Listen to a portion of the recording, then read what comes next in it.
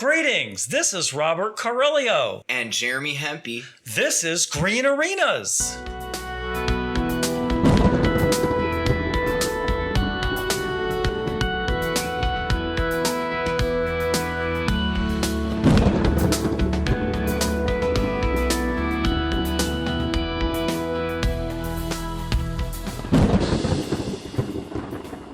Hello, everybody, and welcome to Green Arenas. And today's topic is going to be trees, the urban canopy in and around the cities, our metro areas, as well as the tree situation along highways and public highways, maybe throughout the state. We're going to identify a problem, and then we're going to talk about potential solutions. So that's right. This is your co-host Jeremy Hempy, inviting you to dive right into the special wonkish issues we'll be discussing today. Okay. Worth more standing for our tree canopy. Fantastic. Okay, so I'd like to first talk about starting the center in the city. Okay, and excuse me, we're going to talk about we'll start and then we'll fan out. Okay, we'll fan out. We'll start in the urban cores. I've noticed this for decades now. I'd say at least 2.5 to 3, maybe 3 decades. It's really, really hit a hiatus right now, but slowly but surely we have seen the urban canopy. And by urban canopy, we mean trees that are growing in the city, either in your private lawn or along the street in what is called the parka, the devil strip, or the tree lawn. Some people know it as either one of those descriptions. Slowly disappearing, cutting trees down for somewhat frivolous reasons, such as I've heard all of the excuses because I've approached people and asked them, why are they having this tree removed? Why are they cutting it down? And what do we hear? I don't want to rake leaves. That's one of the number one reasons. Number two, I'm afraid it's going to hit my house. It's hollow. It's going to blow down and hit my house. Number three, it's messy. It's growing roots into my foundation of the house. And I just heard today it costs more to trim. So I hope that's not the case. These are some of the main excuses that we hear, and it's all based on fear. Now, we've got a lot of tree companies that come into urban areas and they play on that fear. And they pretty much go in with the narrative when they want to sell somebody the idea of taking a tree down. The narrative is based on fear that it's going to fall on the house. The tree is hollow. Well, this is what they're hearing. And I don't think that just because a tree is hollow, it's necessarily going to fall on a house or be hazardous. A lot of trees do hollow out. It doesn't mean they're going to fall over. Look at the Keebler elves. They lived in a hollow tree, right? It was a river tree. I think it was a sycamore, but the point is they hollow out. Jeremy, is that correct? There's just the important there. It's one determinant that can be evaluated by an arborist, that there's all this emphasis on having preserving the canopy, and then a lot of tree service companies will say that cutting is like a last resort, but those are like maybe the ones that are either greenwashing or actually more conservation minded. But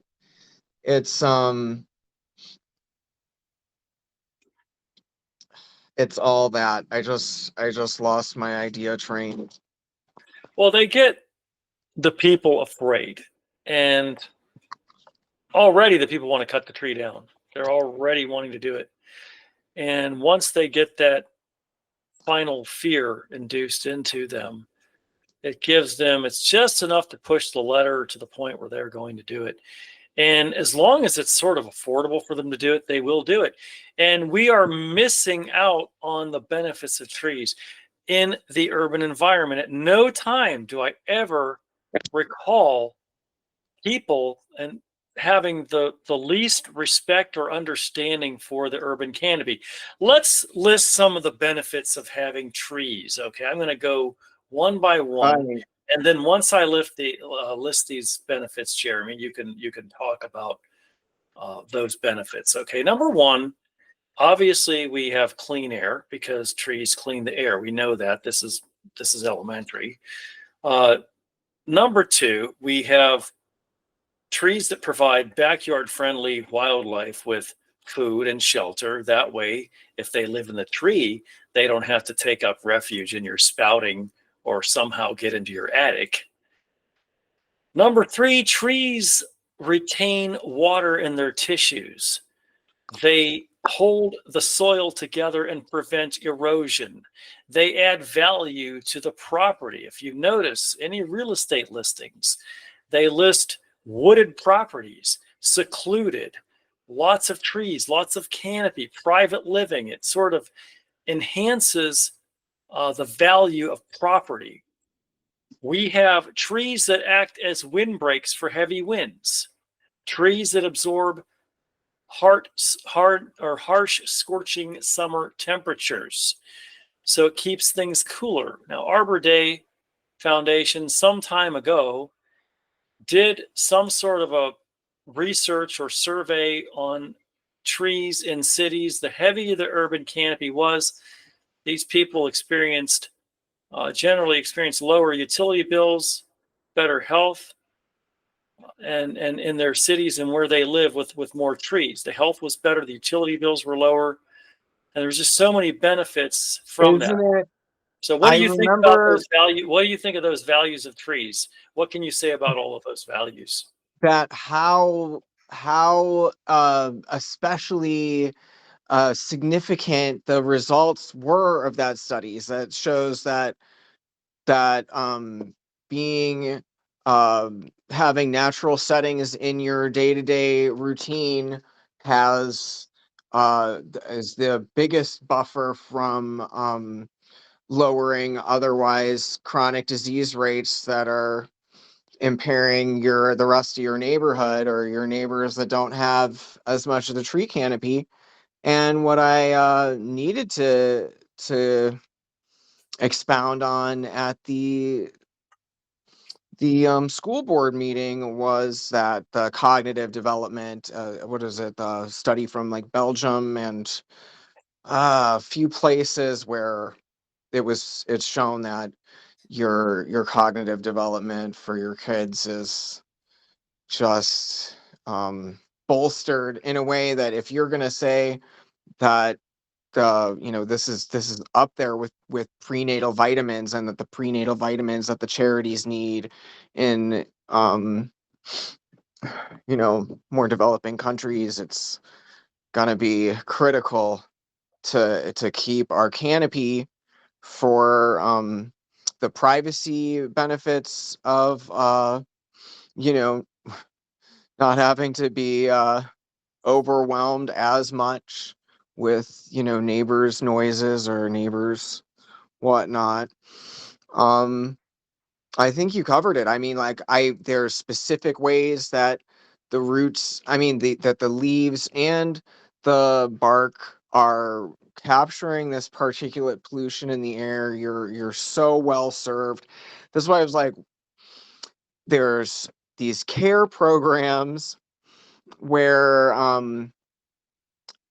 that would be the most, especially for residential areas, especially where you have a chance to improve people living nearby who will get a chance to enjoy the beautiful trees like the ones that we're concerned about along Richmond Road at the Cuyahoga Airport, where if there was some kind of public comment period, we missed it. We don't know what all these flags on the trees really mean to the certain companies that put them up. Well, in the time of all good points, in the time that we need the trees the most in the urban cores, and that includes the older inner ring suburbs and around those areas as well. In these cores, we're going to, because things have sprawled out so much, we're going to call this the core. In a time when we need the trees the most, we're seeing more go down, and especially the mature trees that require not a whole lot of maintenance as far as water and things like that. But you mentioned something about noise too, and that is another benefit, is the reduction of noise, the absorption of noise. And I hate to say this these Mhm. days, but with all the shooting going on in the cities, who knows? Maybe a tree in front of a house could take a bullet instead of the front window. And you never know. I mean, it's actually Huh. another benefit. Unfortunately, that has to be uh, the case these days, but that actually is a benefit to protect, to be a barrier, okay, for not only breaking Mhm. Mhm. but bullets, excuse me, wind breaks, not breaking wind. uh, so we're Yep, it's seeing been more come proven. down, and it's due to the fear. It's due to the ignorance of trees. So, would you say that we need a mass re-education of information from a city government level down to even into the schools about the benefits of trees? What do you think? The momentum and the leadership has been there. It has gotten traction in these various institutions, um have their feel good volunteer day on Arbor Day for all these corporations, and there's something in it for everyone, that but it still hasn't um impeded enough of the logging, uh and there's just a national culture um of just not sustainable enough materials. We got to get the USDA Forest Service to stop clear cuts and old growth. Some of the stuff that's either in British Columbia, but it's in the United States too. We gotta keep our forests standing. The So, what do we see right now?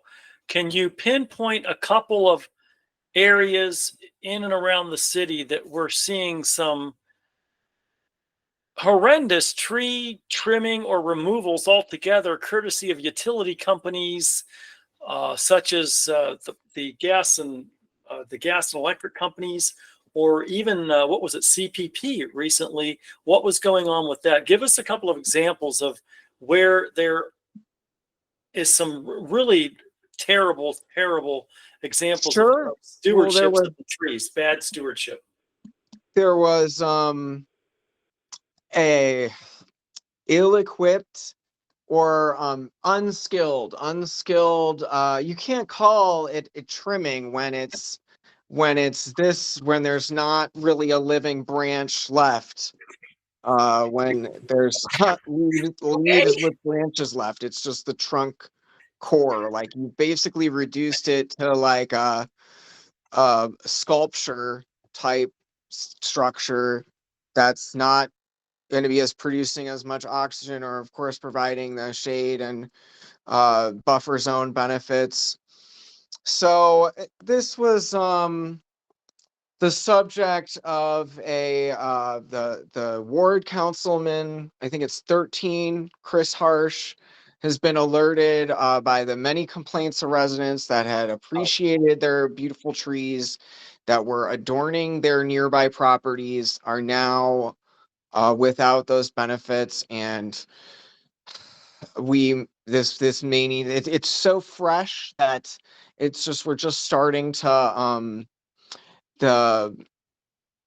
the canopy protectors are just buzzing about that this was one of the latest offenses. And no news is bad news. We should have a clear indication. We got to get Signal Cleveland or Axios, one of these local reporters, on it. There was um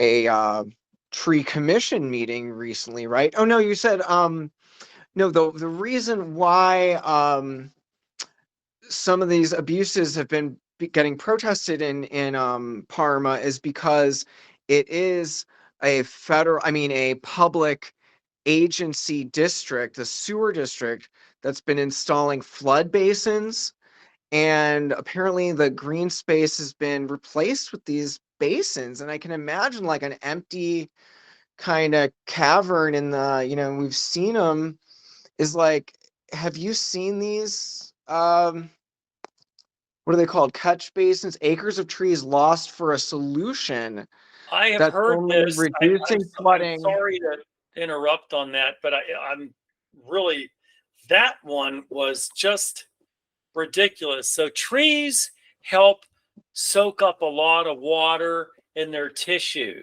as well as stop the battering of heavy rains. And they take this water and slowly release it back into the hydrogen cycle. So the best thing you can do, one of the best things you can do for flood control is to be planting trees, not removing them. And they are removing them to put catch basins for flood water. That it sounds absolutely idiotic. I know, and with our paved and permeable, like there should be the good, the permeable surfaces getting replaced. Like here in South Euclid at Warrensville at the Walmart development, there is like a no mow grassland area that is like, I'm glad that it's, not a mowed lawn. There's decent opportunities to do. I'm just imagining these catch basins in some of the interspersed with some of the sprawling parking lots at these plazas like in Brook Park. And I guess we're gonna continue to see um a need for that. But they've been working on the catch basins. Like we learned at Clean Water Fest, for instance, some of the great groups that have gotten good contracts from municipal governments to improve some abandoned golf course or something that is actually improving the riparian area and creating those kinds of erosion control and native habitat restoration type things. There are good examples to go on. It's just too bad that the decline of the tree canopy, we can't plant new trees and expect them to produce as much oxygen as the healthy mature trees. I agree. And one of the things you talked about riparian zone, you mentioned riparian zone. That is the buffer zone along, say, a river or a stream. And I want to point out that since I have been someone that did a lot of stream surveying for native fishes and just exploration, just like what people do for bird watching, I would do for fish watching. Okay, so that's a lot of fun. And maybe we'll do one of these remotes out there sometime to look at these types of fish. But the trees were an important part of the habitat. If you can't protect the species unless you protect the habitat that sustains it. And part of that in these fish or aquatic life in the rivers and streams are the trees along the river banks. Now, trees provide overhang for the water to keep the waters from getting too warm. The roots of the trees grow into the soil, and just like the steel concrete rods that are put into bridges before they pour the concrete, they hold the steel rods hold the concrete together.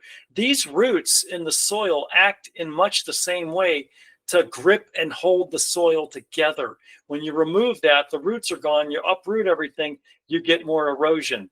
So to expand on the riparian zone idea, that is another benefit, even along to preserve water in the watersheds to keep the waters cleaner. Okay, so these are some of the things that are going on. We've talked about the benefits. Let's look at some ideas for solutions. And before I get into that, we want to say that along the highways in Ohio, I don't know if anybody's noticed, but there is this statewide, and I've seen it in other states too. So I'm wondering if there is a federal mandate somehow on the highways to clear zones along forested zones along highways. They've been clearing it way back, cutting down trees that look perfectly healthy. They don't look like any of the ash trees or trees they are removing for disease reasons or anything like that. But it's out of the way. It's harmless. It's not going to fall into traffic or anything like that. They're not doing anything except providing some beauty and maybe cleaning some of the air out there and quieting some of the noise along the highways. And for the last, maybe 5 years, maybe 10 years, is anybody noticing the cutting and removal, this vast removal of trees along state interstates, federal highway interstates in our state, and state highways? Have you noticed this, Jeremy, happening? They must be doing a good job hiding it, because they've gotten kind of accustomed to seeing, a little bit of everything. No, it's not now. It's too manicured, but you see more juvenile trees, and I heard there was a problem with trees around billboards getting cut down. I know that there's, uh, the unfortunately bad land use practices by ODOT, and that are not, supporting our biomes at all. Like, we're not really sure what those tankers were spraying on the median, that we know it was a chemical herbicide of some sort from the response we got back from EPA. But no, and that's why it just must be simply to cash in on a little timber deal, because it's not, the public's not asking for this. No, they're not. They're not asking for it. I can see. I travel the highways all the time. I see no safety threat of any sort or any reason. They're not constructing anything on there, and they're going way back, cutting trees. They're not just cutting them neatly or cleanly pruning these trees. They are snapping them off like with these giant brush hogs. They're breaking the branches, and it looks like hell. When they're done with it, it absolutely looks like hell. One God, road they did this was on Route 21 between Akron all the way down to, where was it? Massillon.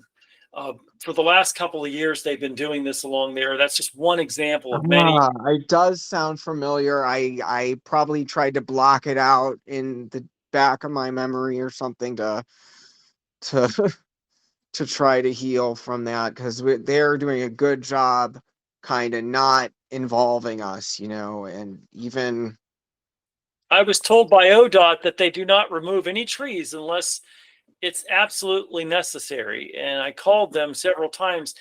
And honestly, they act like they don't know what's going on. And it is them. I've seen their trucks out there doing this stuff. So, short of taking pictures and showing people, I don't know what else to do to prove it. But that seems to be odd. Now, what about planting new trees in and around the city? A lot of these times that they invest in all kinds of trees to be planted along the roads or in parks in the city, wherever it may be. they I have think to be fertilized and watered. Great. Yes, I was going to talk about ongoing maintenance, because right now they're doing this and we're not getting any ROI on it, because all these end up dying. A lot of them end up dying. And why do they end up dying? You tell me, what is it? It's the maintenance component. And I want you to expand on that for me, please. Well, we know that this was that they're aware of the failure rate, that the high failure rate, for juvenile. We hope, we hope it wasn't the lawn chemicals hurting a younger tree, or it's hard to say with the multiple, um it could be the soil nutrients, or just that we need more compost and uh Well, that they're not sort of watering thing. them. They're not pruning them. Trees, new trees, to get a good start. Okay. They need water. They need prune. They Yeah. need Yeah, no, ongoing maintenance, and we're not doing it. Holden Arb, and what is it, the land bank, and what's the one that former Councilman Zone works for? The Western Reserve. Okay, yeah. I mean, they're so equipped to do it, and that maybe that it wasn't it was falling through the cracks for a while, but I think they've been put on notice more. And we've seen, Senator Brown gave a lot of money to the tree commission programs that make trees available. But Well, they that's a problem that I have. Okay, we're throwing money all over the place, but my concern is the return on investment. Because if we're planting trees all over the place and we're not giving these young trees the ongoing maintenance or stewardship component that they need to get a healthy start and to grow and to stay alive, then it becomes a wasted investment, and all we see are photo ops for politicians or political heads or CDCs or whatever that look good on paper, look good in the photos, but in reality, trees are dead. Where can I give examples of that? Euclid Avenue, the health line, okay, which used to be called the Euclid corridor or the health line, the RTA line. We saw it on the Shoreway. We saw it near a lot of the schools, and well, we're seeing it at Edgewater Park, where they had some actually. of it some of it's our urban air and our bad the accumulation of any of these urban air things does weaken the trees, and if they're not getting um the right sun sometimes. So we got a tree health. Tree health has to be examined, and it has to go. We're not like, so it's not just inflating the numbers with trees that won't be maintained. But Exactly. So it's so very let's frustrating, very frustrating. That public landowners have so much leeway to decide when a tree comes down, and then there's barely a democracy in land use decisions. We can write our comments, but it's just an agenda for the developers and the contractors to get. We need to be making these other building materials and take the pressure off our virgin timbers. Well, some time ago, I agree with that. Some time ago, I served on an arbor commission in Warren, Ohio. That's just about an hour southeast of here, Youngstown, Warren area.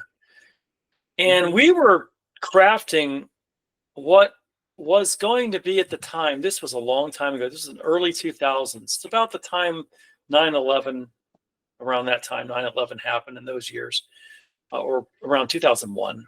Okay, so we were crafting an ordinance that was aimed at reducing the vast tree removals at that time we were seeing. And what I learned, it never got off the ground because one of the people that were supposed to push the buttons on this finally, he went to jail. So I'm not going to mention names, but so that kind of fizzled out. But one of the things that I learned in that is what a good tree ordinance can contain. We had an arborist from the Ohio Division of Forestry helping us, and I believe that his heart was in the right place. He wanted to promote the city to plant and preserve as many trees as possible before removing anything. So what I remember, and I think we should be doing this here in any city, is what the tree ordinance contained. Some of the components were, you cannot just operate in the city because you had enough money, expendable cash, to go buy a bunch of fancy equipment to cut down trees and suddenly call yourselves tree experts. You had to be a service. They limited the amount of services that could be operated in the city. You had to be a certified arborist. You had to have a certified arborist there on staff all the time.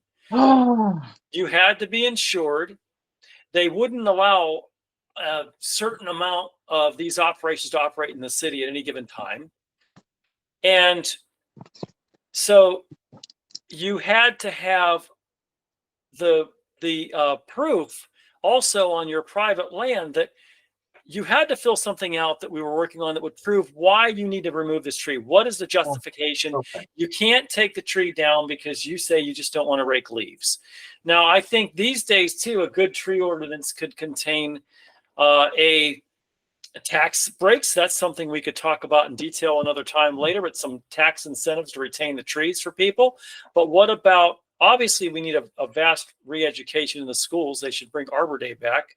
But also, I thought an ordinance could contain something that was going to have people that could do tree services in the city that did also have a goal to preserve the trees, that their business philosophy was to preserve trees because they wanted to come back and every summer or whenever they could do the service and have regular ongoing maintenance for their business, repeat business that could maintain trees rather than removing every tree. And then guess what? Someday they're out of business. So those are just a few things that we thought a good tree ordinance should contain. And I think it should be carried on to this day in the city. And to this day, I think we should start exploring the possibility of tax incentives to retain the trees. What do you think about that? What should a good ordinance contain, in your opinion, to slow this terrible trend aside from re-educating the public about the values of trees? The ability of the cities to create this in part of like an opportunity to have these like tree apprentice programs that could easily be administered by our healthy forestry nonprofits here is that, well, right now under an Inflation Reduction Act, for what's available is that the city has to have a climate plan, and if you loop this in with a climate plan, then you can qualify for broader program support under that um, section of the Inflation Reduction Act that's available currently.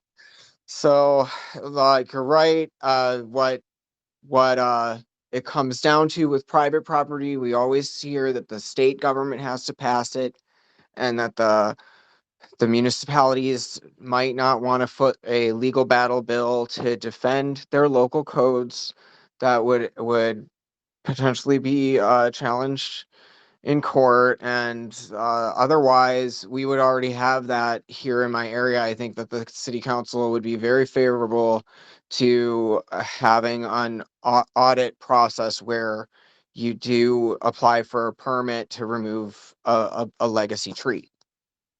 I once upon a time, I saw an operation on somebody's property. Obviously, these people did not know what they were doing when they removed the tree because it fell on the person's house. I'm not kidding. It fell on the person's house.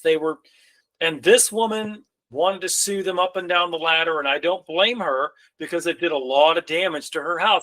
This is the same group of people that came out and tried to scare her to cut it down because it was going to fall on their house and on her house, and they made it fall on her house. So this is why we wanted to, in an ordinance, limit the amount of operators. You had to be registered with the city to operate, okay, to be able to do tree service in the city. You had to register, and you had to prove that you had a certified arborist on staff, et cetera, and what I just had mentioned earlier. This was to prevent things like this from happening to not only the person that is having the tree service done, but what if that tree happened to fall and hit the neighbor's house somehow? And this was to curb, the whole intent of the ordinance was to curb the removal of trees in the city, slow it down, obstruct it, deter it, and give people a better alternative. So I think one of the ways that we really need to up the game is to start spreading a new appreciation of trees, understanding the intrinsic value of trees, the benefits of retaining them. And I do think we need a mass re-education on that throughout our community, especially here in the forest city, which, if things keep going the way they are, is going to become the forestless city. And this could begin in schools. And again, it could begin with a public service announcement from the mayor. It could begin, who I might add is very into doing little cameo camera appearances like that. But I haven't heard anything about trees. Number This is two, where we weave in the Captain Planet. It is a job for a Captain Planet. We got to get the mobilization music going in the background. We're gonna flash more of the solutions on the screen. do you think we should bring Arbor Day back into the schools and get Arbor Day Foundation, Tree City USA into the communities again? What do you think? I'd be disappointed that it already wasn't farther along. You know, we've supported so much of that. The farm to school, the gardening at school, anything. There was right when installing art on the ceilings of a classroom, like you're looking at the sun and looking at branches and stuff, was this really pretty, I think, like a viral video of like, look at how pretty this classroom, and that kids could like stand being in the classroom longer because it was pretty. No, that Okay, it so needs to be incorporated and not side marginalized at all. And there needs to be equitable distribution so that we have equity well, where yeah, folks but you who just are can't say interested in it get equity. it. You can't just throw the word equity out there and just give trees where they're not a lot of trees without there being a plan to maintain those trees just for the sake of equity. Because guess what? If they're not maintained and they're not, and you know, kids go up and start breaking branches off and kicking them, and they're not maintaining them, they're uprooting them. That it doesn't matter. So we really need to push the appreciation of trees, why we want to have trees in the community, why we want to maintain them, and what it takes to maintain them thereafter. Otherwise, just throwing money around just to make an equal amount of trees somewhere else where it might be underserved, it's going to be a waste of money if they do not do these things to maintain these trees so that they stay and they grow into 150-year-old trees someday. So I think what we have here today, we've offered, we've addressed some problems, we've expanded on some of the solutions. Absolutely. This is so mobilizing. Follow Save Cudell Park as where one of the places where we're keeping a log, at least on Cleveland tree canopy issues. It's game time. And I think that Let's about covers move. it for this program. What do you think? The covers? No, I said I think that about covers it for this Oh yeah, program, and you bet. we could let people say something in the comments. What do you think? Yep. This is Jeremy Hempy wishing you all the best for the Thanksgiving and holidays. Be so well. And this is Rob Carillio wishing you the same. And hey, get out there, encourage all of your people to plant trees, maintain trees, and appreciate trees, especially all the elected officials and teachers and anyone who runs the city here. So let's all get it mobilized together.